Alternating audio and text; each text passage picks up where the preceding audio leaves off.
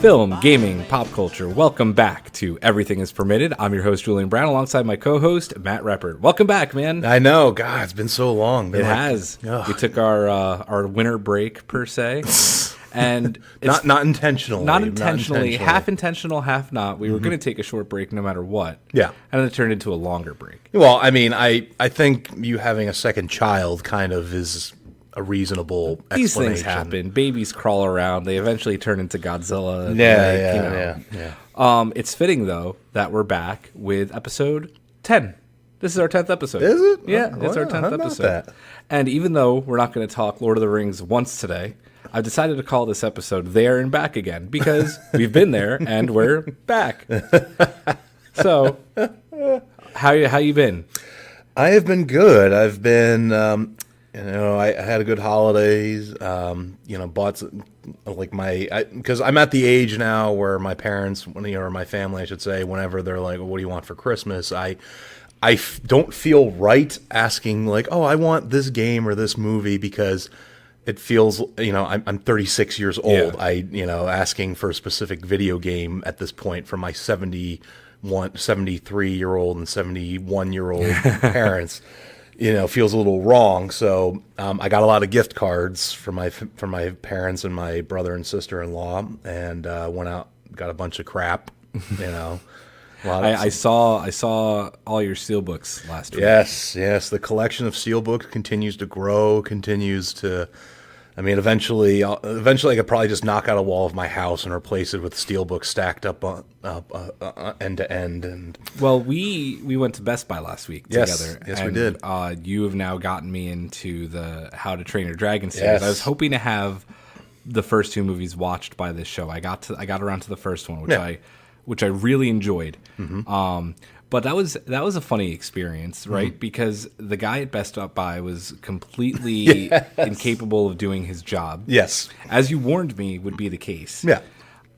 Like, how many times do we have to send you back to get something that you have in stock? Well, the thing is that I wouldn't say necessarily it's that guy's fault. And here's the thing. And sorry, Best Buy guy, if you're listening. Yeah, I'm going to preface this and say I actually love Best Buy.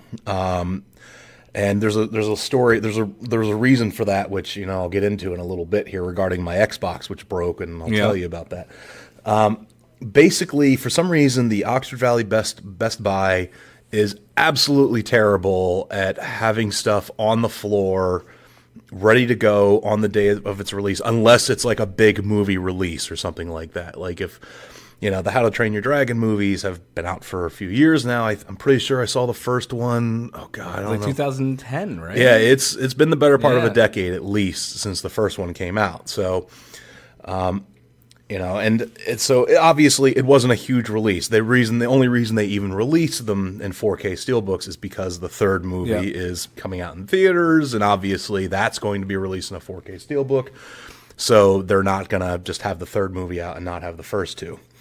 But yeah, that is not the first time I have had problems with Best Buy getting stuff. But as I said, I still love the store. The employees did right by me the other night, and I really appreciate what they did. As I said, we can get into that in a little bit. But. Well, it was also funny because we decided to look around for a little bit, and we had that guy who'd be like, "I'm a movie star." I was talking about some movie that they made. When's the last time you came into a Best Buy and was able to talk to a guy who's on one of these DVDs? And I'm like, that's great. Yeah, man. I think didn't he say like he showed you like the Three Stooges collection, apparently and him and his buddies were like Three Stooges impersonators, and apparently they had done a documentary. He plays Mo, and it was like, I was supposed to have a much longer scene on this box set documentary, and they cut a bunch of it, but I'm in it, and because I remember he showed it to you. I was like, I'm in this. But I was totally thrown off by the fact he was like, you need to appreciate that you're talking to someone who's in one of these things. Like,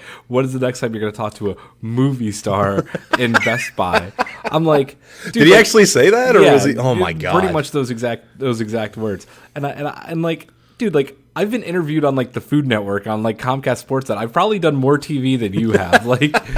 Come on. Like You tried to outfame him, you know? yeah, well, I didn't say that to him, but it's like you're talking to a celebrity here, man. Oh Jesus! I'm internet famous. No, I'm not famous at all. But I just thought that was a really funny experience. But I will say it's amazing to be back and doing the show. I've missed our talks. Yes, and as have our I. I've geeking missed out. a I'm lot. glad that we were able to go out last week. My life has been absolutely insane. I do want to take a quick minute and say thank you because since we haven't been on, I've talked to people who listen to our show and are like, we love the show, we listen to every episode, and I'm going to give a special shout out to our mutual friend, Jeff Mitchell, who in the middle of me doing a rant about the Paw Patrol on Facebook told me specifically, man, save that for the podcast. Like, I want to hear like you rant about The Paw Patrol, huh? on the podcast. Wow, I'm like, that's... Well, Jeff, if you're listening, which I think you are, if you want it, I will do a bit on the Paw Patrol and my Jesus. whole conspiracy theories. Not today, but it'll happen. The conspiracy of the Paw Patrol. Well, okay, so if we want to get into it for a hot second, right? Okay. It's this like crazy town, right? In Venture Bay.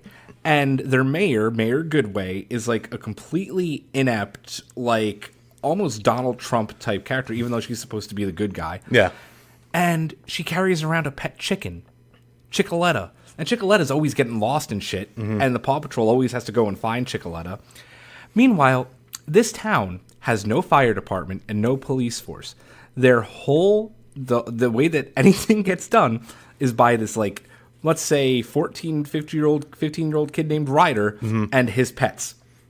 And apparently Adventure Bay has like an unlimited budget because like they have tech that like the army doesn't even have. Man, they have this giant watchtower. A town of 50 has a helicopter. Yeah, they've done like things in outer space. They, have like a huge like aircraft carrier type thing. And when that doesn't work, they actually have like their own plane. What you don't know is that they have oil reserves that, they that's how they afford everything. Well, apparently, but Paw Patrol but it's oil like, derricks. Oh, the one I was specifically ranting about. I don't know if it was because the chicken got lost. Oh no. So the farmer I don't remember the farmer's name. It doesn't matter who the farmer's name. But like they're doing, I think it's like Halloween time, and like they're making a corn maze. And the corn, like some corn and some hay gets lit on fire. And the mayor's there.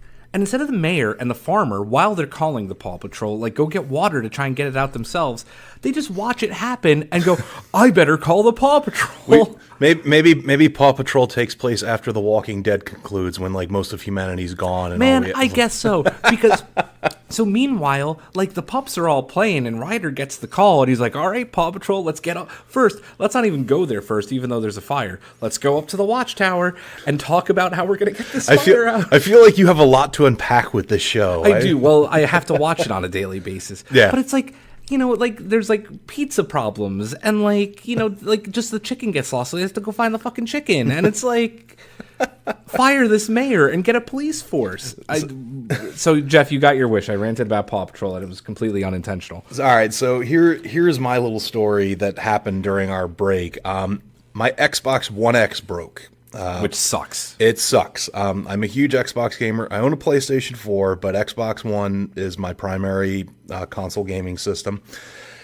And I guess it was a widespread problem with other people, because I talked to a guy I used to work with, and he had a similar issue but mine happened much earlier than anybody, because what happens is, if you don't have an Xbox, you can have it set up so that when you turn it on, it auto logs you in, and there's a little message that pops up, says, "Hi, Matt," whenever I log in. So I turned my Xbox on one day, and a message came up, said, "Sorry, you need to sign in using a controller." And I was like, okay, that's a little weird, but all right. So I turn on my controller, and it didn't sign in. And then I go to manually select sign in. It wouldn't let me sign in. Wouldn't even let me go to the home screen of the Xbox. So I couldn't even... All I could do is go to the settings and look, and I believe the store. That was the only two tabs I could go back and forth between. So I did a soft wipe. I eventually did a factory reset wipe on the Xbox. Didn't fix it. And so now I'm one of the things I will always buy whenever I purchase electronics is an extended warranty. Smart. Yeah. I will always buy it. Doesn't matter how old or reliable the console, whatever it is, I buy the extended warranty. Yep. So luckily, I had purchased a 2-year warranty through Best Buy. So I took it back, and originally the way that most of their warranties work is they'll just exchange it for you on the spot. You bring something in, you're like, hey, this is broken, it doesn't work, and they say, all right, just go grab another one and they'll swap it out. Xbox didn't work like that. I guess, paying like $60 for a $500 machine, it's not going to make them money.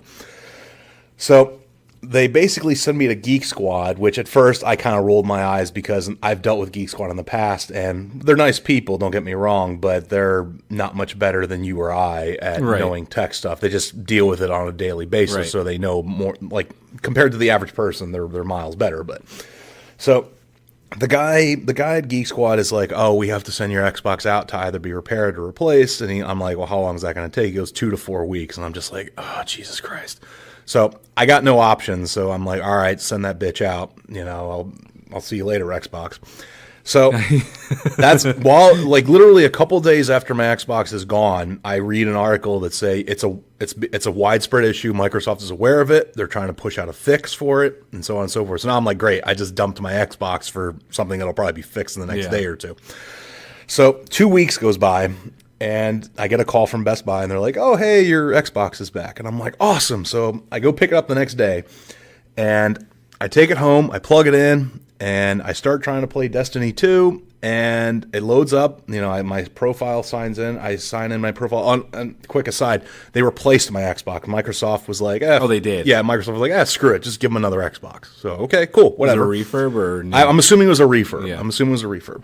So I'm like, okay, cool, great. I go to load up Destiny, and if you've never played Destiny 2, when you first load up the game, there's like this little loading screen that pops up before the main menu that you actually sign into the game happens. Yep.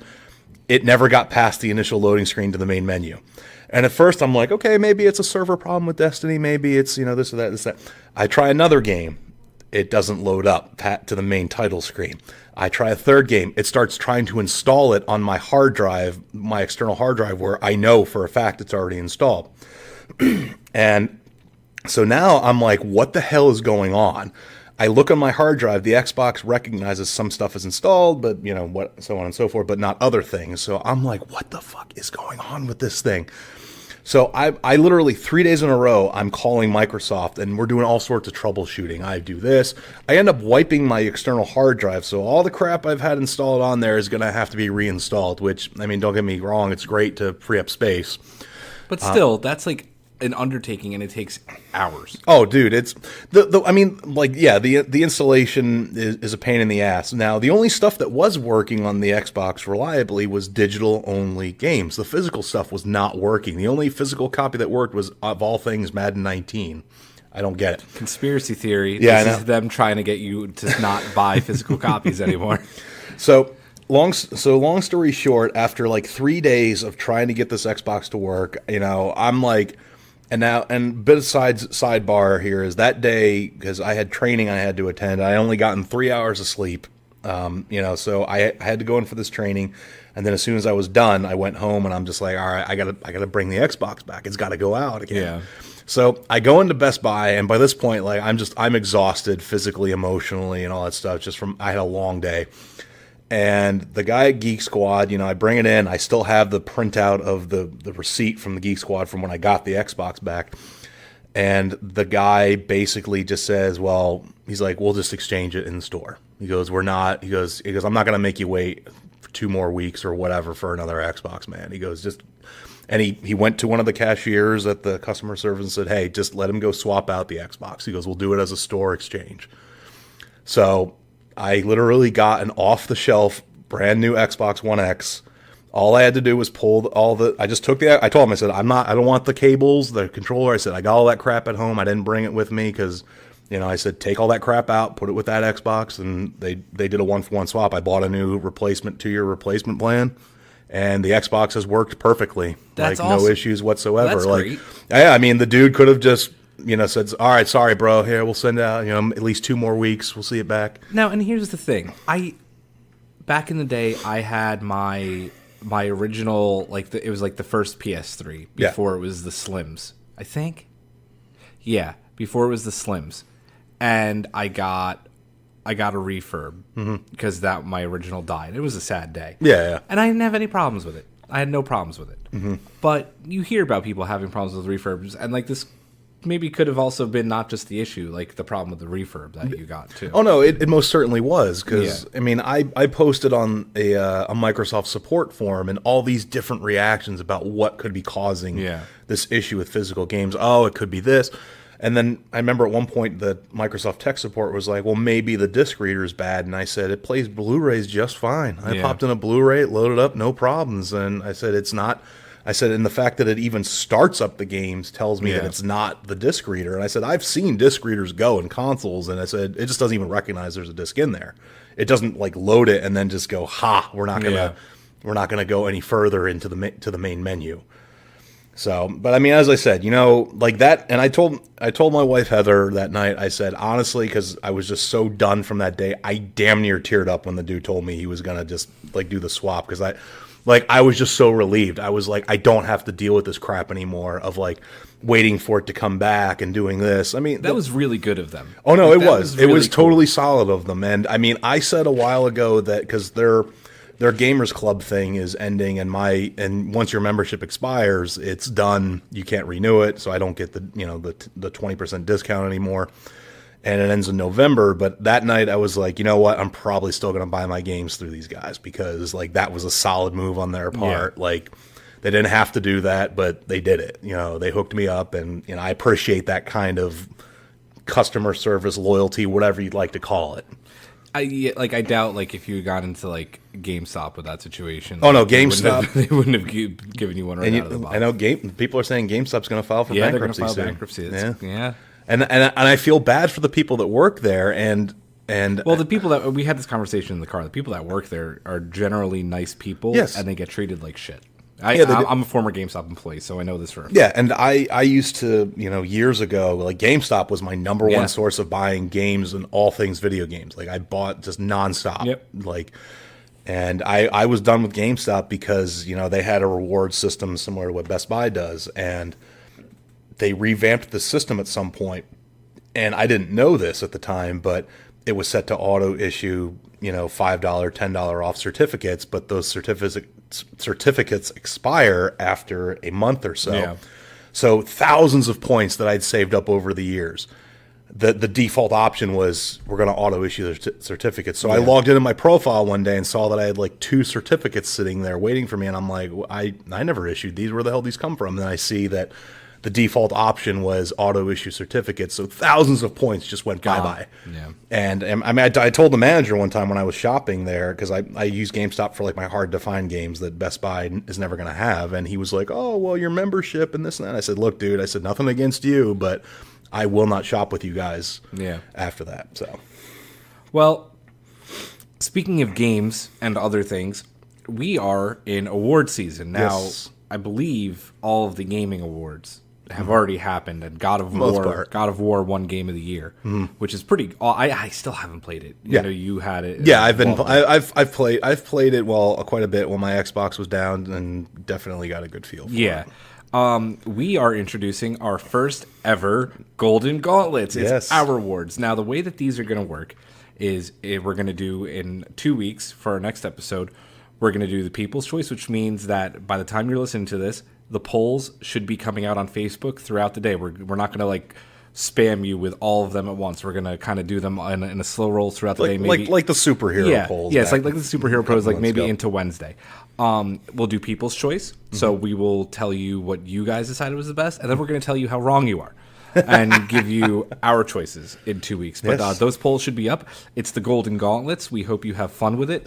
We're going to, just in case you are not on Facebook yet, we're going to go down these categories. And, we hope you enjoy it. So, the first annual Golden Gauntlets, we are going, let's go from bottom to top like we'll do our Oscar stuff. All right, I got you. We're going to start with Best Television Season. And Matt and I decided, so each category is going to have 4 choices. Like the superhero polls again. So our choices for Best Television Season are The Magician Season 3, Billions Season 3, which is a great show if you haven't watched it yet, The Haunting of Hill House, which is widely acclaimed, and as well as being widely acclaimed, Daredevil Season 3. And next category, we have the worst game. So the worst game of this past year, and this didn't take long to figure out some candidates for this one. So we got Fallout 76, Agony, which You played. I've played, and it might have slipped under your radar, but if you've played it, trust me, you remember it. The Quiet Man, which is just, oh God. And Metal Gear Survive, which, just in case you liked Metal Gear Solid, is going to completely destroy that Ruin franchise everything you loved about it for you. Worst movie of the year. It had to be put on here because I think everybody can agree on this. 50 Shades Free. Oh, God. 50 Shades Freed. If you're into that kind of thing, maybe it's not your worst movie of the year. Venom, which actually is a bit of some controversies around this because some people actually really like Venom if you look at the movie a certain way. I'm just putting this out there in terms of it's we have it on our worst movie, but it did well. The Transformers movies is into its sixth movie now. Fifth movie and Bumblebee, which was good. I've heard Bumblebee was good, but just because something is garbage doesn't mean it won't be successful. Go see it. True. The new shitty looking Robin Hood movie with Jamie Foxx and the guy from Taron Egerton, from Kingsman. The Kingsman, which are fantastic. I didn't like the second as much, but and then finally Jurassic World: Fallen Kingdom, which was just as big a pile of trash as Jurassic Park: The Lost World. That hurts. It hurts because Jurassic World 1 was so good. Jurassic World 1 was a fun movie. Yeah. It was a fun movie, and Fallen Kingdom was just. I went to go see that on one of my late nights. Like Karen lets me go to the movies after she goes to bed. I used my AMC Stubbs A-list, and I went to see it. And I just like the whole movie. I was going, why? Yeah. All right. So next up, we have best open world game, and we got a good selection here. This is a smorgasbord this year. Yeah, this is a tough one. So we got Red Dead Redemption 2. We have the PS4 exclusive Spider-Man, Assassin's Creed Odyssey, and Far Cry 5. Now we'll talk about both Red Dead and Spider-Man a little bit further up, but you finally got around to playing Spider-Man. I did. I beat it actually. Yeah, just absolutely. It's a fantastic game. It was cinematic in a way. I mean, it was probably one of the most cinematic games I've ever played. Yeah, I mean the whole the building up of the Doc Ock villain and such like that. Like I enjoyed the hell out of it. I really did. What I loved about that so much was that it was so what's the word I'm looking for? It's like when you know it's gonna you know it's gonna happen. Yeah, but you still hope it does it. It's tragic. It's really tragic. Yeah, it's really tragic because he just wants to succeed. Because I mean, I give the game a ton of credit because I felt sympathy for Otto Octavius. I was like, he's gonna be a villain. You know it's coming. I mean, but the way in which he was played was really it was well done. Yes. And then did you read the final two? I did open. No, I did Far Cry 5. Okay, sorry, I got preoccupied with Spider-Man. We then go into Best RPG, which actually lacked a little bit this year. There weren't that many. We have Monster Hunter Worlds. Mm-hmm. We have AC Odyssey, which this was the first year that they actually broke into really being an RPG and stuff that you do affects action. Well, they dipped their toes in with Origins. Yeah. They started going down that path with Origins. And this year was really the year that you had a bunch of options. Yeah. We have Octopath Traveler, which I bought for our trip to California, and I thought, oh yeah, my kids will sleep on the plane. I'll have all this time to play. Yeah. No, not really. So I've dabbled in it, and it's like playing like Nintendo. Yeah. But what I've played so far, it's fun. Okay. And then finally we have Kingdom Come Deliverance, which you've played. Yes. Fun fact about Kingdom Come Deliverance, it is a Kickstarter game, and I backed it on Kickstarter. Oh, cool. So I'm one of the backers, yes. And it was, if you haven't played it, it is a game that is realistic. And because, for example, if you're wearing full plate mail, when you get into a fight, he puts down the visor, and that's how you're seeing the fight is through his visor. Oh, that's really cool. Yep. Oh, I might have what system is that? It's on all the systems. It's on PC, Xbox, PlayStation. It's on Switch? It might be. I'll have to check it out. I don't know. So, all right. So, best shooter. Also lacking. This one was a bit lacking. Like we had to stretch it a little bit. I feel. Call of Duty Black Ops 4 was spoiler alert, that's probably not going to win, for at least I will certainly not vote for it. Another crossover one that is in another category is Far Cry 5, Battlefield 5, and Just Cause 4, which, I just said we had to stretch it a little bit for Just Cause 4. Yeah, we did. So, best video game character. Now, there were a lot of good characters. Yes, there were good characters. We have Peter Parker, who, listen, better than Tobey Maguire. And yes. This is a video game we're talking about. Mm-hmm. Better than Andrew Garfield. Probably up there with Tom Holland. I mean, this game had great acting. Mm-hmm. It was just very well done. Yeah, it was. It very, very much was. Kratos from God of War 5. Mm-hmm. It's God of War 4 technically, but it's just called God of War. Yeah, it's just called God of War. I wouldn't even try assigning a number to it just because we're going to get confused. Dutch from Red Dead Redemption 2, Dutch which Vanderlyn. is just Dutch Vanderlyn, just a great villain and very right out of a spaghetti western. Yes, that was. I mean, while I enjoyed Arthur Morgan. Dutch to me kind of made the story. He made the game. Yeah, I mean he the guy who voiced Dutch and all that was spot on. The whole idea of Dutch seems like he's being a good guy, but he's really not. Very flawed. Yes. Yeah. So. And then this was your pick. I still haven't played the game, but Marcus from Detroit Become Human. Yes, Marcus. And the funny thing is that I know that a lot of people poo-pooed Detroit Become Human, or because of the writing, it's cliched and stuff like that. But the thing was, though, is that I give the game makers credit. Is that the guy who played Marcus was, to me, excellent. Yeah. I like the way, and granted, you can influence his character. And I never played the route. I never went to the route where he essentially becomes a violent anarchist for android rights. But in my gameplay, he essentially became like Martin Luther King. Oh wow! Of the robots, where nonviolence, no matter what humanity does. Really and there's some powerful scenes in the game where they're getting shot, and your guy is just everybody's we need to fight back, and he's like, no, we're not doing that. So best video game of 2018, we got Red Dead Redemption 2 in there. You knew it had to be. Yep. Spider-Man for the PlayStation 4, obviously. God of War, which I know has won quite a few awards.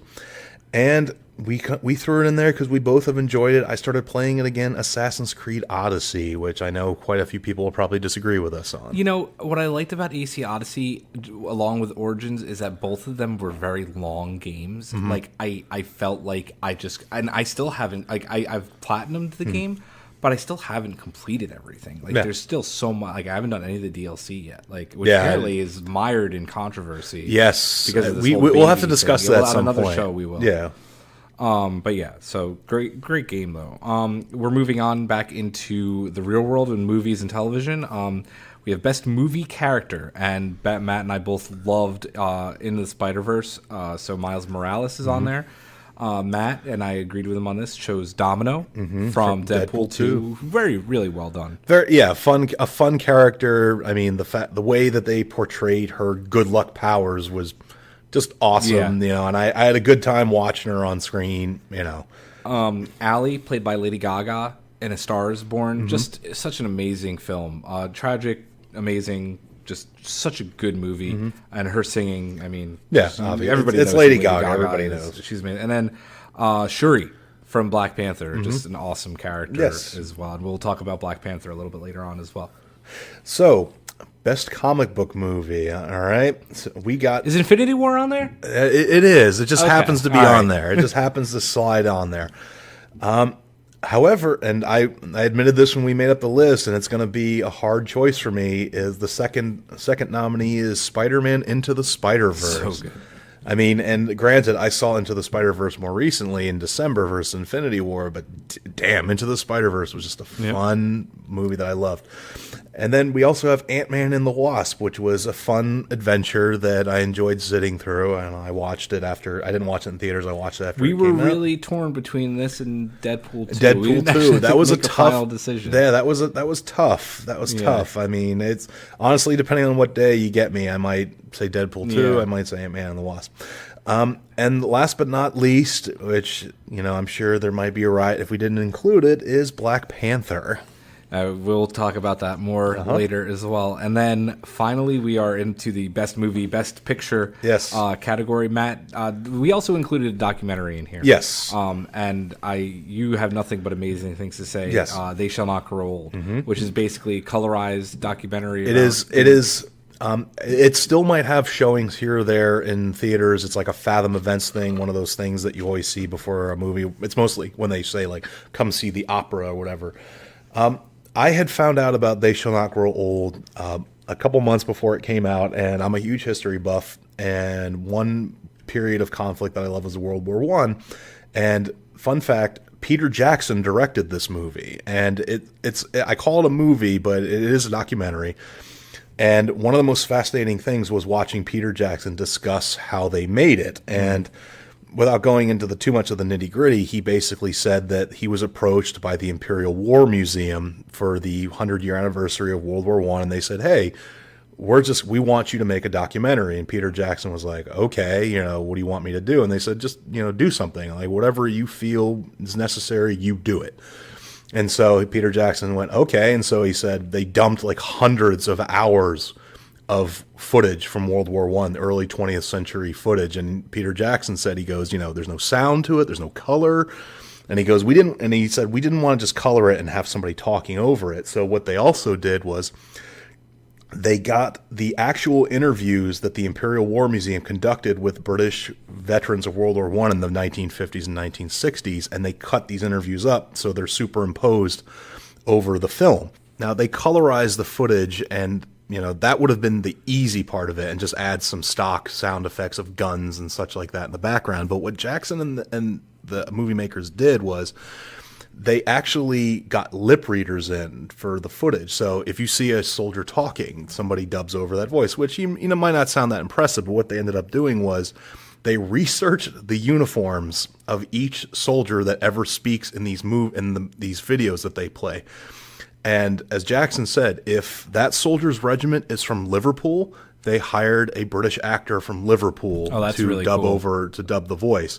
The sound of the artillery firing, Jackson apparently is a huge World War I aficionado, which I had no idea. And he owns actual World War I artillery pieces, and they show video of them opening the breech and locking the breech of these artillery pieces. They put actual mics over at artillery range for a New Zealand Army for a demonstration that they do. I mean, the amount of care that they did in recreating these sounds, because as Jackson said, he goes, it wasn't a black and white world that they lived in. It was color, it was live, they experienced it, they felt it. And I mean, the stories that are told by the veterans in these interviews, and I mean, they're all obviously long dead, but some of them, they range from hilarious to heartbreaking, and I cannot recommend the movie enough. As I said, I'm gonna have to borrow it from you. I loved it so much. I went on eBay and found out that it's already out on Blu-ray in the United Kingdom. I bought it from a guy in Ireland who mailed me it, and all that stuff like that. So I have the Blu-ray. My brother has it on his Plex server that people can stream, and I own the Blu-ray. And so if you're listening to this and you ever see a showing come up, and it's still in theaters, go see it. It's worth seeing in theaters. The stuff that Jackson does before or after the movie where he talks about how they made it is fascinating to watch, and I've gushed about it enough. So, yeah, I want to borrow it because I love war stuff. After They Shall Not Grow Old, we decided Star is Born. I have nothing but amazing things to say about it. Bradley Cooper directing and starring alongside Lady Gaga. Dave Chappelle is also in it. What? And is fantastic. Yeah, he plays like one of the musicians he used to play with, and like it's a serious role. It's very minor, but still very good. Black Klansman, which we actually both haven't seen, but it's supposed I've actually watched Black Klansman. You did? I watched it. It's a solid movie.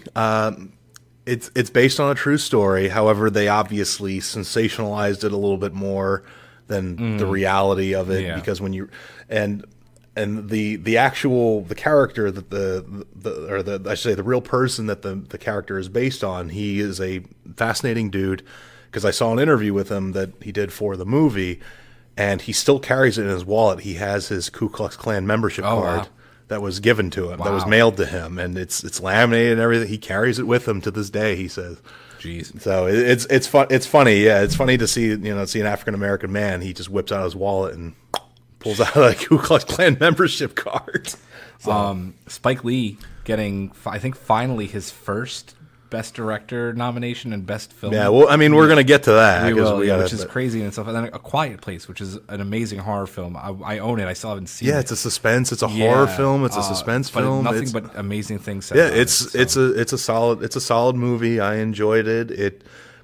Oh, so you've seen that as well? Yes, my wife. You're and ahead I, of the curve of me. I know. Yeah. I'm getting ahead of you.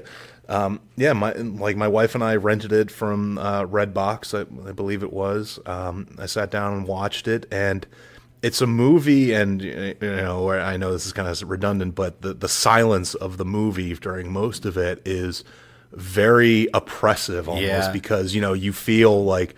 And then anytime there is like a loud noise in this movie, you're kind of like, oh shit. Oh, like it's very startling to you. And it's not like a jump scare startle. It's like, you're kind of like, oh shit. Like these things are going to hear it. It's amazing, and we're actually not going to really talk about it when we go over our Oscar stuff, but it's really amazing how much sound has an impact of like your general feeling of like a movie.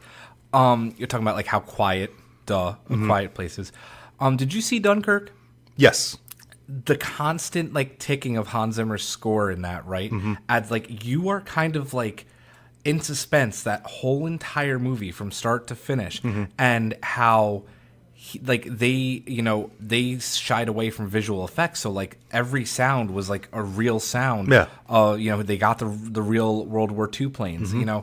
The sound of that movie was almost better than the actual movie itself, because that's what kept you like in suspense. And Hans Zimmer's like never-ending like ticking score, which there was a whole documentary on. I could talk about film scores and sound all day. Anyway, those are the Golden Gauntlets. You can start voting today, and we can't wait to tell you how wrong you are. Or right. Yeah. We hope that you agree with some of our I know. picks. I can't wait to see what we get back. I know, it'll be a treat. This will not happen very often, 37 something minutes into the show, but it is finally time for The Permitted Minute. the permitted minute. I'm glad to be doing this again. And I Yes. actually found a bunch of stuff. Well, I mean, it's been a little bit minute, so we had time for it to build up. Still pretty current. That's true. So, That's true. Matt, I will count you down. We're going to go in 5, 4, 3, 2, 1, go. Rumor has it that due to its long length, Avengers Endgame may have an intermission. Anyone who saw The Return of the King knows this won't be the case. Number 2, because so many people asked for another one, James Cameron announced the title of his new Terminator film, Dark Fate, which will seemingly ignore all films after T2 Judgment Day. An Aquaman spinoff focusing on The Trench is in the works. The cast of the DC film apparently will not be showing up in this film. Also, lots of Star Trek news to pass along today. The Picard series, cast after the events of Star Trek Nemesis, which was the 10th feature film, will run 10 episodes and 3 seasons, according to Patrick Stewart. Writing has also begun on the Section 31 spin-off series starring Michelle Yeoh. Denis Villeneuve's Dune reboot is shaping up to be amazing, with actors like Oscar Isaac, Rebecca Ferguson, Stellan Skarsgård, and Dave Bautista joining the cast. Speaking of Rebecca Ferguson, the actress has confirmed that she is returning for Mission Impossible 7 as Ilsa. Crap, and I'm going to go over time because I can't speak today. I screwed us. You dropped it. You fumbled. Well, we did not complete it this time. I'll finish my thought anyway. She's returning for Mission Impossible 7 as Ilsa? Is it Ilsa? Ilsa? I've seen the movie, so I should know this. Yeah, Faust, making this the third film of the franchise that she'll appear in. Well, out of practice. You practice, gotta get back on the field here. We did not permit the minute.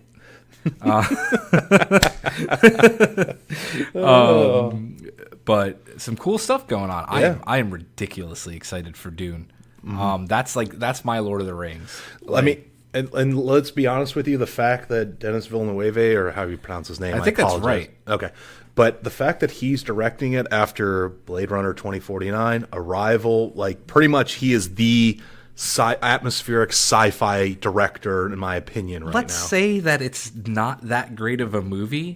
No matter what, that movie is still going to look It's going to be fantastic. gorgeous. I mean, Blade Runner 2049 is one of the most beautiful films I've ever seen. Yeah, it's a gorgeous film, and I mean, I know somebody that I know kind of said it best after Blade Runner 2049. They said like it pretty much at this stage, like, and I kind of agree with it, that if his name is slapped onto a sci-fi movie, I'm probably going to see it. It's going to be like amazing to watch at the very least. I can't wait. I can't wait. No, it'll be interesting.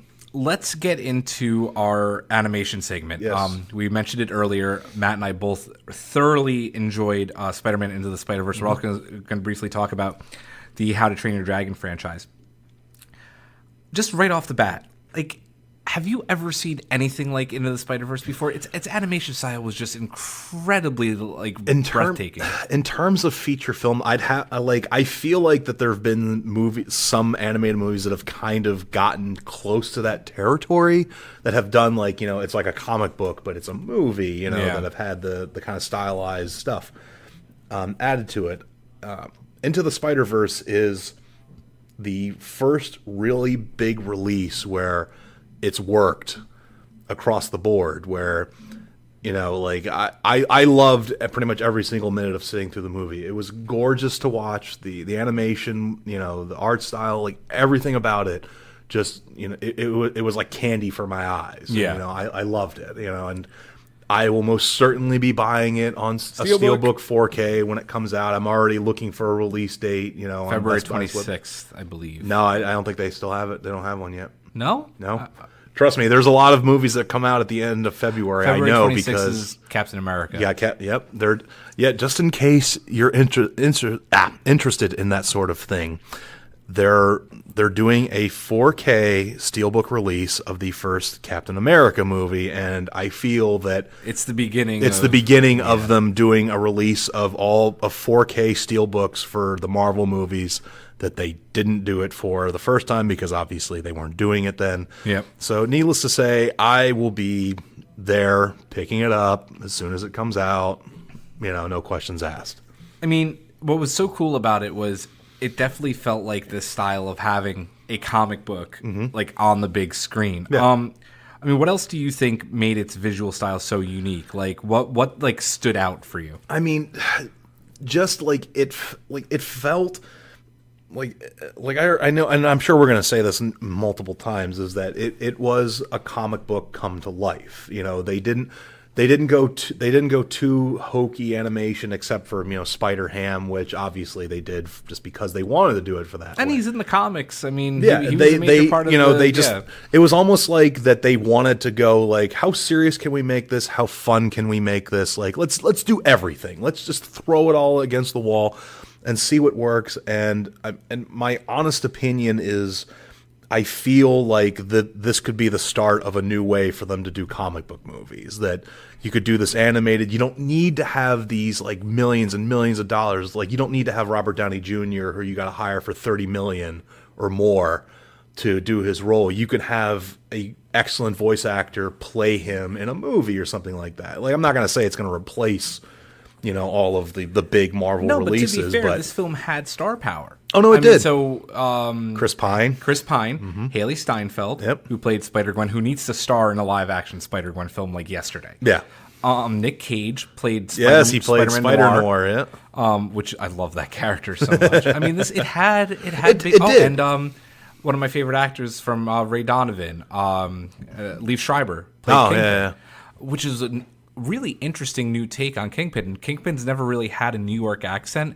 He's always been very upper class, like high up, deep voice. And like I know we've D'Onofrio. talked about that in the past. Yeah. But he brought a very unique take to the character, which I thought was really cool. He was a New Yorker. Well, yeah, and I did like that portrayal, because Kingpin aspired, to my opinion, he always aspired to be this upper crust. Yeah. But he's not.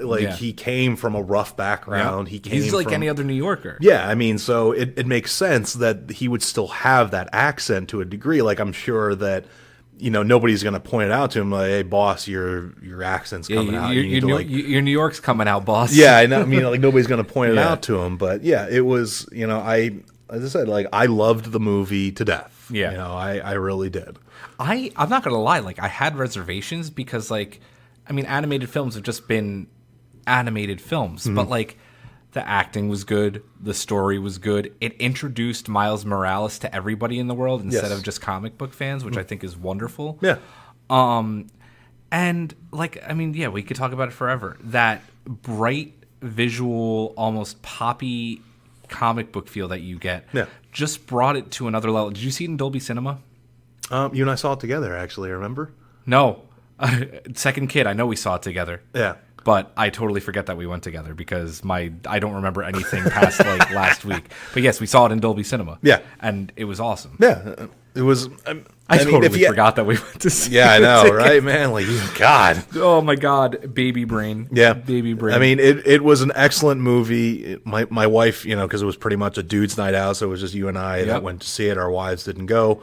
I'm going to force my wife to watch it as soon as it comes out, and I have a copy of it. I will force my wife to watch it that week. So it's I can't get enough. Now, it's gotten the Golden Globe already. Yes. For Best Picture, Best Animated Picture. It's nominated for Best Animated Picture at the Oscars.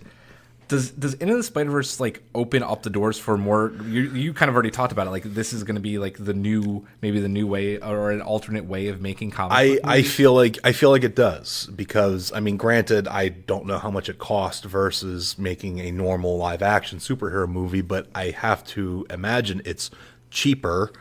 You know, like maybe this costs like say $100 million, let's say, versus $400 million. Like if you did Into the Spider-Man live action, like. Think of how insane that would have been to do like half the stuff that they did.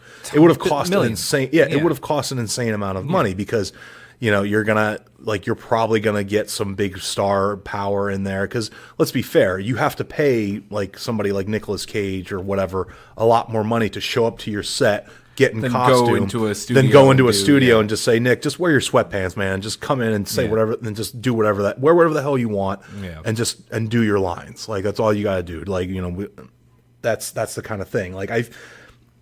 But yes, I want to reiterate again. Yes, I do think it opens the door for more animated movies like it. What I really hope it does is it ushers in an era of like the quote more adult animated films, like the ones that and.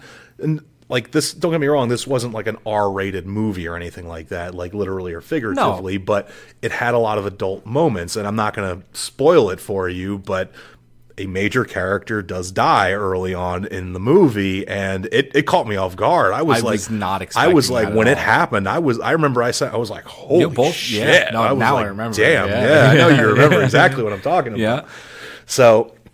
as I said, I'm hoping it brings in a new era of animation. Because, I won't just go see a comic book animated movies. Like the Death of the Superman stuff is out, and the Rise of the Superman. Like I don't care. It's just normal animated. Not to say that normal animation is bad. No, I watch it, but I'm not going to go to the movies to see it. No. But I mean, this was a major release. It wasn't just like, hey, this is going to be on TV too. No, but we're putting it in theaters. It made money. Yeah.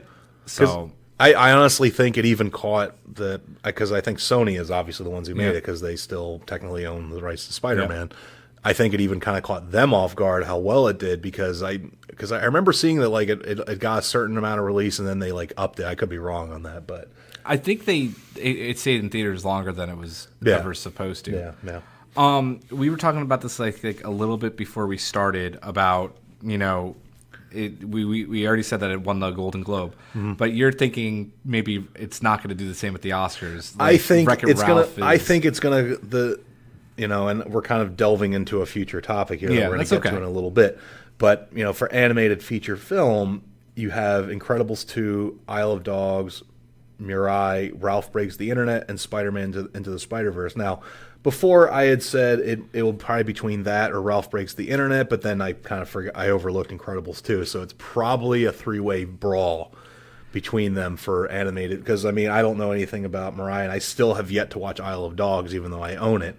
So let's keep that for a few minutes. Yeah. We'll put that aside. We'll come back. Let's come back to a franchise that you have introduced me to that I am now in love with. How to Train Your Dragon. Yes. Instantly fell in love with Toothless. Yes. Like, so good.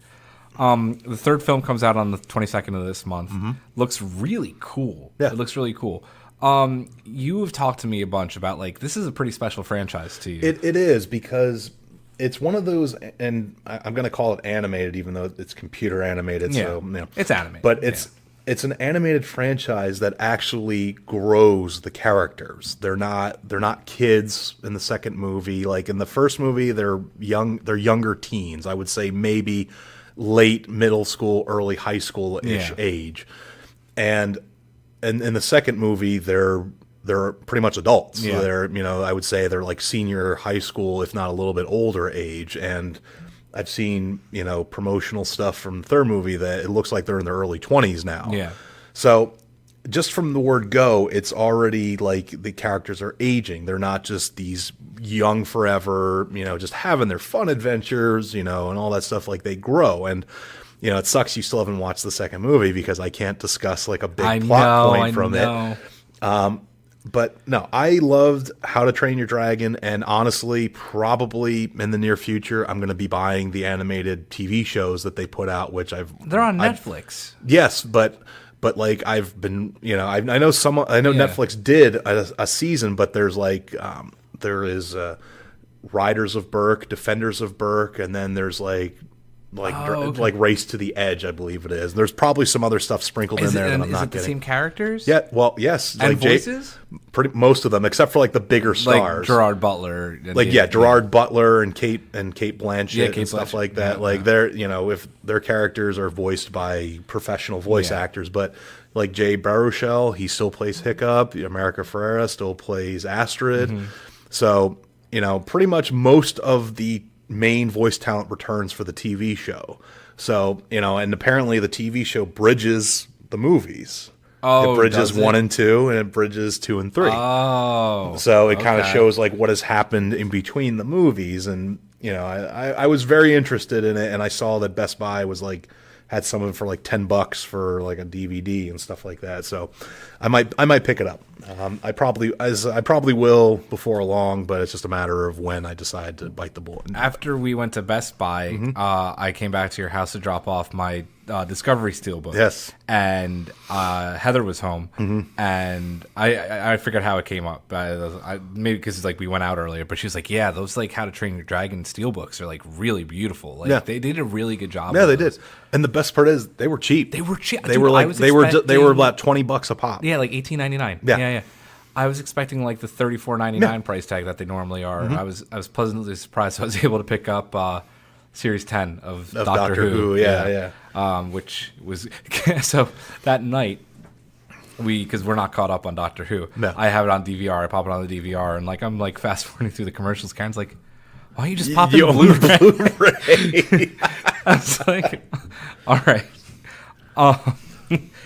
You told me on the car ride home that the directors are saying this is it. Like, yes, it was because meant to be a trilogy, it's based on a series of books. Yeah. Now I've never read the books or anything like that, but apparently the books are essentially written in the viewpoint of Hiccup and all that stuff, but they're done like dragons are gone, like they're no longer around, and it's essentially like Hiccup is just writing about like hey, this is what it was like when we had them, how we trained them, and stuff like that.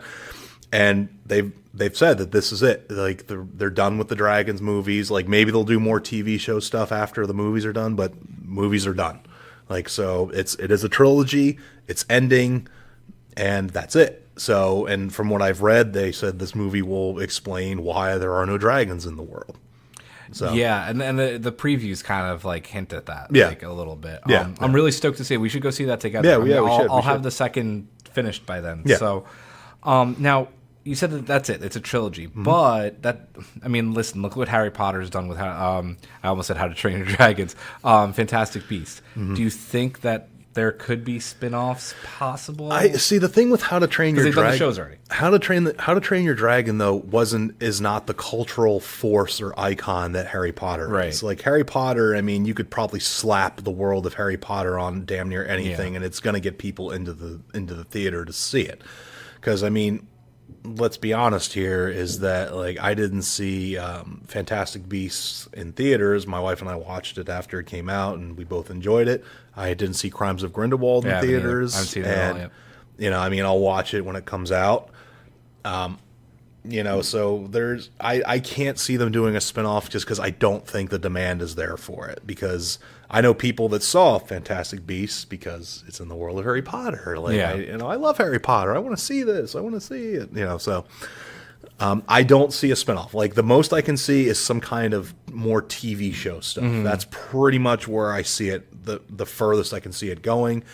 I mean, but who knows? I didn't think there'd be another Toy Story movie, and yet here we are. They're milking the hell out of that, but that's just my opinion. They should have stopped at 3. Yeah. 3's a dark as fuck movie, man. Yeah, 3's a dark. It's like the ending is uplifting, but it's a dark movie.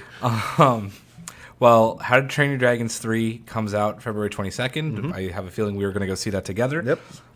It's Oscar season. Yes. 2 weeks. I think we'll actually record.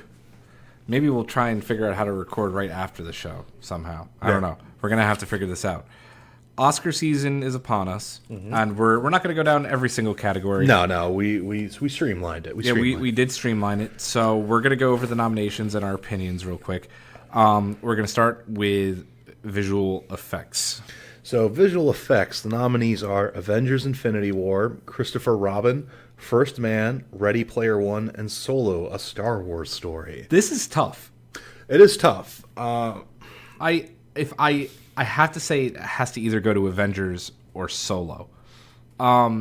Solo was cool, and like any Star Wars movie, ILM, Industrial Light and Magic, for those who don't know, always do a fantastic job. Now, I still haven't watched it. I own the frickin' movie, but I know Ready Player One has a lot of visual. Yeah, but that movie was also like lambasted. Like it. We're not talking about its plot, though. We're talking about its effects. But I don't think it matters. I think Infinity War is. I think Infinity War takes it just on Josh Brolin and how they transformed him into Thanos alone. Not only that, but you have to remember, I don't think Robert Downey Jr. is Tony Stark. So Robert Downey Jr. has worn armor since Iron Man 1. Mm-hmm. And it's really hard to tell. Like, just like the little things, like the fact that his armor is CGI. Yeah.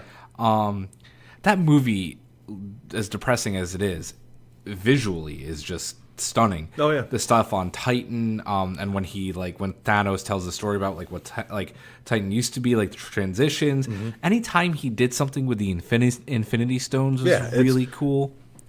I mean, it's like I'm with you. It's probably Infinity Wars to lose. Yeah, I'll be surprised if it loses it. The Academy's always fucked and shocks you. Watch it go to Christopher Robin. Fun fact about the Academy Awards here. I'll segue slightly.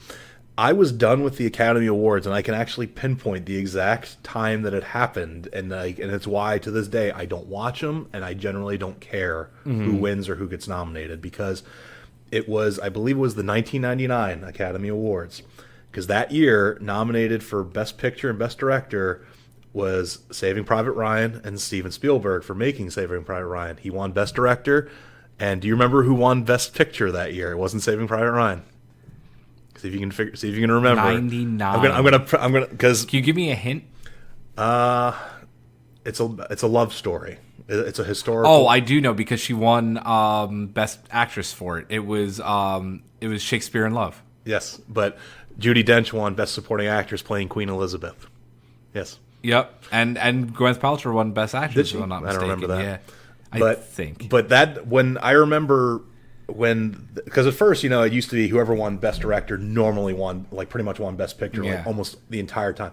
This was the first time that had not happened that I remember reading about, and I remember like watching that, and I was so dumbfounded that pretty much the war movie that defined war movies pretty much forever, for at least the next 20, 30 years, I would say, didn't win Best Picture, but Shakespeare in Freaking Love, a movie which I promise most of you have not thought about. I've seen it. I haven't thought about it since I've seen it. Exactly. Like most of you have not thought about it in probably 20 years since it came out.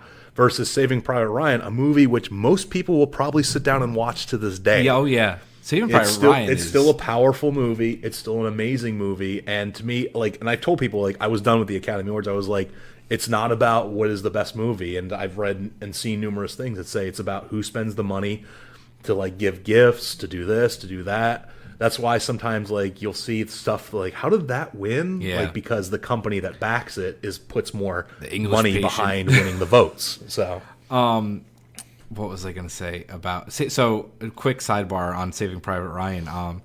My grandmother, who's died a very long time ago, no, not a very long time ago, like 2002, was a Holocaust survivor, like concentration camp, like fled Germany. We were in Florida on vacation, and we were supposed to go somewhere, but Florida, it rains all the time, so it was pouring rain, and we decided not to go. We were staying with a family who used to babysit me in Queens. They had moved to Florida, and they had a DVD of Saving Private Ryan, and they put it on, and my grandmother, who does, like, she if it's hard to remember some things about my grandmother, but I'm almost positive, like, I remember being shocked at how into the movie she was, because an action war movie isn't her cup of tea. But start to finish, she did not move, she did not flinch. She was so just, like, amazed by the story in this movie. I thought that was a really cool moment to see. Me and my grandmother did not have a great relationship, but I remember that's a very fond memory I have of her. But yeah, an amazing film. All right, let's get back. Let's get back to this year's Oscars here. So we're now on. I kind of had to rope you into putting music on here because I love talking about film music. Go, by all means, man, go nuts. Original score is Black Panther. I forget the guy who did it already, but a very good score. Black Klansman, If Beale Streets Could Talk, Isle of Dogs, and Mary Poppins Returns. See, now that I actually look at the nominees, I don't really have much to say about it, other than the Black Panther score is very good. I don't actually know anything about it. It was a very weird year. There's no, I believe there's no John Williams on here. So I mean, the man's in his 90s. I think he basically is doing, like, episode 9 and retiring. Episode 9, I think he's done. I mean, and another sidebar: when John Williams passes, I legit will be very sad. I'll cry. Because I've had this discussion with my wife, and she disagrees with me because my wife is very much loves old classical composers like Beethoven, Bach, and all that fun stuff. And I said to her, like, Williams deserves to be mentioned with them. Because I said part of is the longevity, the timelessness of their work. And I mean, you're talking Star Wars, Indiana Jones, Jurassic Park. Like, the E.T., man has defined entire childhoods, lives. And I mean, I could literally start humming several songs, and you're gonna know it because he was that good. I'm very honored to have been able to recently gone and seen him conduct the Philadelphia Orchestra, and it was goosebumps. Ooh, goosebumps. So let's move on to actor in a supporting role. Mahershala Ali, who actually won Best Actor last year. I have to see this movie. Is nominated for Green Book. Adam Driver, if you don't know who that is, he plays Kylo Ren in Star Wars. Is nominated for his role in Black Klansman. Sam Elliott, who is kind of, if you ever see any Western, he's like the old white-haired Western guy. The dude abides. And he has a deep voice like that. In A Star Is Born, he was very good in that.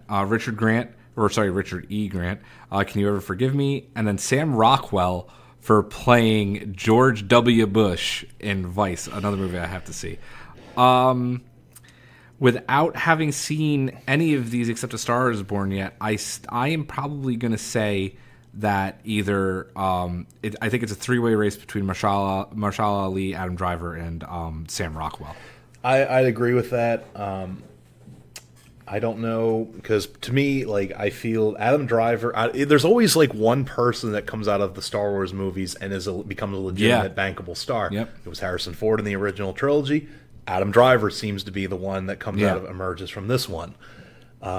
So I could see Adam Driver getting it, but they might, like, because if I were judging it, like, because I haven't seen Vice and I haven't seen Green Book, I've seen Black Klansman. And my dad can't talk enough about Green Book. It's supposed to be really, really good. Okay. So, yeah, I also agree with you that it's between I can't pronounce his first name. Mahershala Ali, Adam Driver, I think it's Mahershala, but whatever. And the reason that I could see Sam Rockwell being in it, because I mean we have to be honest here. Hollywood loves its political stuff, and I could see them going with Sam Rockwell as well. So we'll go actress in a supporting role. We have Amy Adams in Vice, Marina de Tavira in Roma, Regina King in If Beale Street Could Talk, Emma Stone in The Favorite, and Rachel Weisz in The Favorite. I don't know. I actually really wanted to see The Favorite. I haven't seen it yet. It got a lot of talk. Does Amy Adams play? She's like they did old makeup on her and played. What's his name? Either Laura Bush or not Laura Bush. Cheney's wife. Oh, I can't think of her name.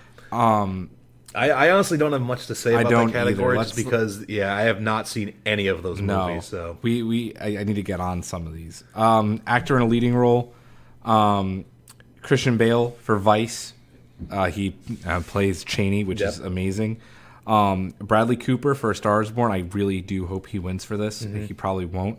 I can tell you who's going to win immediately. We have William Dafoe for At Eternity's Gate, Rami Malek, Bohemian Rhapsody, and Viggo Mortensen for Green Book.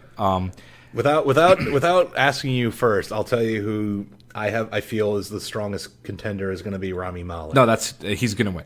They're just going to give it to him. I don't think it's like a race. I just think they're going to give it to him. I really do. Which is unfortunate because of my views on the movie, but that's for another. I should watch it before I make any. No, I haven't seen it, so I can't comment. I've read different reviews, some that like it, some that hate it. I mean, I'm sure we could have we both should probably watch it, and then we can have a sit down and discuss about our feelings about. We should and all that. So, Bradley Cooper was amazing in A Star Is Born. He probably won't win. And I am dying to see Vice. I could see Christian Bale. Yeah. If there is any kind of race, it's probably between Bale and Rami Malek. Yeah. So we'll go. Oh my god. Are we going to even do actress? Let's just say we'll do actress in a leading role. Just because I want to talk about Lady Gaga. Okay. Go ahead. All right. So I'm going to try and pronounce this. It's Yalitza Aparicio. Yeah, I think that's right. In Roma, Glenn Close in The Wife, Olivia Colman in The Favorite, Lady Gaga in A Star Is Born, and Melissa McCarthy, Can You Ever Forgive Me? In a serious role. Right? Yeah, I didn't even know that. Yeah. And once again, I haven't seen any of these movies. So.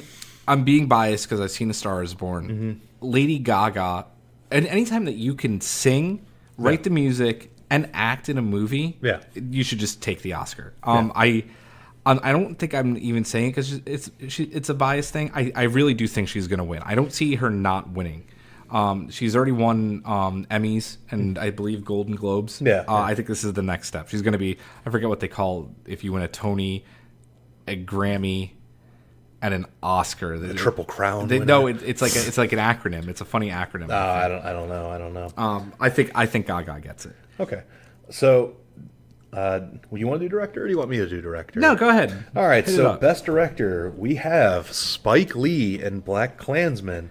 To which I believe he said it's about damn time. Pawlowski in Cold War, Yorgos Lanthimos, God, and The Favorite. That's got to be Greek, Lanthimos. Alfonso Cuarón in Roma, and Adam McKay for Vice. I'm going to talk about what's not on this list. What's that? And that's Bradley Cooper for A Star Is Born. Okay. That's I think the snub of the year, and I believe that he's been very outspoken about it. Yeah. It's nominated for, I think, everything else that it could get ready for him, except for maybe writing. Yeah. And it's nominated for, one of the best songs, which it absolutely should be. But for him to not get Best Director nod for that is just shocking to me. I think this is a lock shoe-in for Spike Lee. Yeah, I could see Spike Lee definitely getting the nod just because, once again, Adam McKay and Vice, because as I said, Hollywood does like its middle finger, dramas and stuff like that. But yes, I would agree that Spike Lee, to me, is the clear favorite because we have to be kind of honest about this. He has made far better movies, and I enjoyed BlacKkKlansman, Yeah. don't get me wrong, but he has made far better movies, many of which I haven't seen, but like I know through word of mouth that they tackle harder issues about racism, about this, about that, and he's never gotten any kind of official acknowledgement from the Academy for it. So part of me feels like this could be the time when they're like, you know what, Spike, here's your Academy Award for this movie, which was good, but it wasn't as great as some of the stuff, but here's your Academy Award. Yeah, Exactly. Appreciate you. Animated feature film. Yes, we already told you the nominations: Yes. Incredibles 2, Isle of Dogs, Mirai, Ralph Breaks the Internet, and Spider-Man and the Spider-Verse. I'm just going to say this right now: Incredible 2 and Ralph Breaks the Internet will probably win. But what sucks about that is that out of all of these movies, Spider-Man Into the Spider-Verse breaks all the molds of animated films. It's the one film on here that's done something different. Well, the funny thing is that so has, I mean, once again, Isle of Dogs. Isle of Dogs has done the stop yes. motion, Yep. hand animated stuff. But those have been nominated. Like those kind of stop motion animated films have been nominated and won before. Yes, I think, did Kubo and the Two Strings win? I feel like Kubo did win, but I could be wrong. I could be wrong. But yeah, I mean, my personal feeling is this is a 3-horse race between Incredibles 2, Ralph Breaks the Internet, and Into the Spider-Verse. But didn't Into the Spider-Verse win the Golden Globe? It won the Golden Globe. So I feel like it's a strong. It got a good start out the gate. It's gonna. Listen, if you're gonna nominate something for breaking a mold and being the best of the year, Karen went to see Ralph Breaks the Internet. I think she said it was good. We haven't watched Incredibles 2 yet. Yeah. I heard it was okay. Yeah. Spider-Man Into the Spider-Verse is something new and fresh and unique and groundbreaking. I actually think Into the Spider-Verse will win it. I mean, I could hoping. easily see one of the other two winning it, and honestly, if they do, I'll probably be like, see, this is why I don't follow the Oscars. I'm gonna let you tackle Best Picture because I know that you wanna be the voice of unpopular opinions here. Okay, so Best Picture. Let me go down the nominees first. We have Black Panther, BlacKkKlansman. I just realized there's two. BlacKkKlansman, Bohemian Rhapsody, The Favorite, Green Book, Roma, A Star Is Born, and Vice. I'm just going to get this out of the way right now, and so that way you can start destroying stuff now and shutting off the podcast. I do not feel Black Panther deserved a Best Picture nomination. I know that I'm probably in the minority, and I enjoyed the movie. Do not mistake me. I do not say the movie isn't a solid movie, that it isn't a fun watch, that it isn't, all those things. However, other than, like, say, the music and stuff like that, how about where are any of Black Panther's cast nominated for any kind of acting awards? Are they nominated for any kind of screenplay awards? Are they not? No, it just got a Best Picture nomination. And to me, as I said, Hollywood, whether you believe it or not, I feel that they do like to get political. They do like to kind of give the middle finger to, the conservative establishment, whether I'm sure not all of them feel that way. But nominating a movie that had a primarily black cast, that was set in a fictional, like, black superpower country in Africa, that to me is their way of saying, yeah, you know what, this movie was good enough to warrant that. Heather and I watched Black Panther. We both walked away from it and said we enjoyed it. It didn't blow my mind like it did for a lot of people. So I have a different way of looking at it, and I actually kind of halfway agree with you that it shouldn't be on there. I'm torn. Yeah. I think if you remember, the Academy was going to introduce like the best popular film category this year, which was a way to get ratings and bring in like superhero films. Yeah. And then the public was like, what? Like, this is not the way that you get us to watch your show. This is BS. Like, we're not. This is stupid. They got so immediately. That's why animated feature film exists, because like movies like Beauty and the Beast in the early 90s were nominated for Best Picture, and they were like, we can't have an animated movie win Best Picture. Sorry, was their answer to that being removed that quickly? Then okay, well then we're going to put Black Panther on the list. I want to say yes, but I don't think so.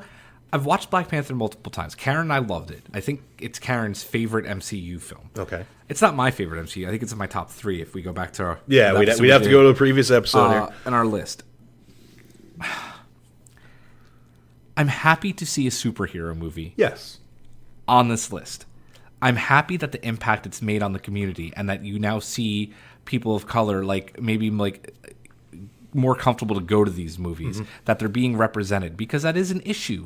These movies are very whitewashed.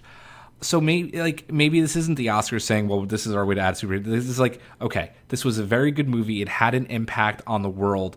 Maybe it doesn't have the best acting, maybe it doesn't have the best director, but it had this impact on the world, so that makes it Best Picture worthy. The thing is, though, is that something that I tell people is you have to remember, though, is that sometimes you have to put your fan biases aside when viewing a piece of media into whether or not it is award worthy. Now, and I'll use a famous example. What won the Best Picture for 1977 Oscars? Wasn't it? Was that with the Midnight Cowboy? No. I believe it was Ordinary People. And wasn't Star Wars nominated? Star Wars was nominated, I believe. Yes. Yeah. And some people, I'm sure to this day, will be like, "That's bullshit that Star Wars didn't win." But here's the thing: actually sit down and watch the original Star Wars and look at it as you're viewing it as not as a fan of science fiction. I love Star Wars. It's a classic movie. It essentially defined science fiction for decades and still is in many ways shaping the science fiction universe that we live in. But was it Best Picture worthy? No. Because, let's be honest, Mark Hamill was a whiny bitch that really bitch. pissed me off and stuff the like that. The acting was not... The acting was eh. Carrie Fisher was solid. Carrie Fisher and Peter Cushing, who played Tarkin. Yes. Absolutely fantastic.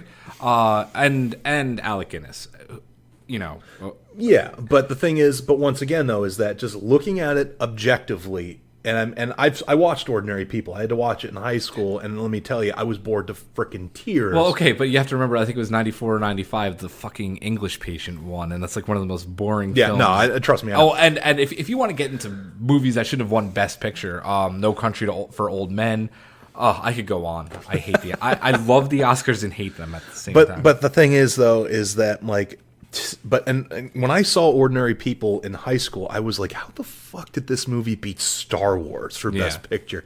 But then, as I've gotten older, I can see, the flaws in Star Wars. It's not a perfect movie. It's not this and that. It's an outstanding, fun movie in that I can sit down and watch it with people, have a great time.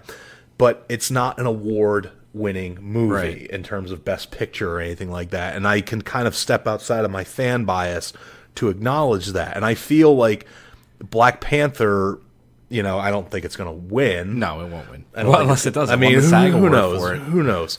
But, or it won Best Picture at one of the awards. Yeah, but whatever ends up winning Best Picture, I feel that, there's going to be some outcry about Black Panther not winning it from fans. Oh yeah. But once again, it's just I ask, just step outside of your and I've said this before in previous episodes. If Black Panther meant a lot to you because you're a minority and everything, I will never take that away from you. I'm happy that a movie finally represents minorities in a positive manner, that they, as you said, they feel included. They feel, I can go to a movie and see me essentially on the screen. I'm all for that. I have nothing against that. But just you need to look at it and say, all right, it didn't really it didn't blow my mind like it did a lot of people, and that's okay that if it didn't blow my mind. I think this is going to be the year the Academy kind of does okay, so here's our political movie Vice, here's our love story, / tragic film A Star Is Born, here's the out of the box, even though he's not in it, Daniel Day-Lewis, Roma. Yeah. Green Book, which is just another kind of racially fueled movie that's supposed to be amazing. Yeah. Here's your United Kingdom type film with The Favorite. Mm-hmm. Here is your rock doc. Yeah. What do they call these? There's a specific biopic. Sorry, here's your biopic. Mm-hmm. Another racially charged film, and here's our out of the box Black Panther pick. Yeah. It's going to be Bohemian Rhapsody. I could see Bohemian Rhapsody. Yeah. It's going to be Bohemian Rhapsody. I can see Bohemian Rhapsody. Instead of going with what they normally go, they're going to go Bohemian Rhapsody. Which Well, that's the thing, because I mean, once again, like I'm not going to vote with my heart this year. stepping back to director, you give Spike Lee Best Director because you notice the director for Bohemian Rhapsody is not on in Best Director. So here's your Oscar for Best Director, Spike Lee. Now Best Picture is going to Bohemian Rhapsody. Do you remember? I believe Argo won Best Director, but it didn't win Best Picture. Yeah, or it was something Ben like Affleck. that. Yeah, it didn't. It might have won Best Picture, but Ben Affleck didn't get Best Director. Yeah, it was a weird. I don't know. I can't tell you. I watch Oscars every year. As I said, I haven't focused too much on the Oscars in a long time. So well, that is going to do it. We will be talking about the winners and losers on our next show. We're gonna have to figure out the logistics of all that. Yep. And we will be doing our Golden Gauntlets, which is super exciting. Yes. It's great to be back. Yeah, absolutely. I'm looking forward to doing more shows. Thanks always to our hosts here at Wade's Comic Madness in the brand new, getting renovated basement, which is now empty and not full of the cool stuff we've. Yeah, I know. I'm kind of like I'm kind of missing a little bit of the ambiance, if I must be honest here. But we will be back in 2 weeks. Yep. That's our show. Have a great night.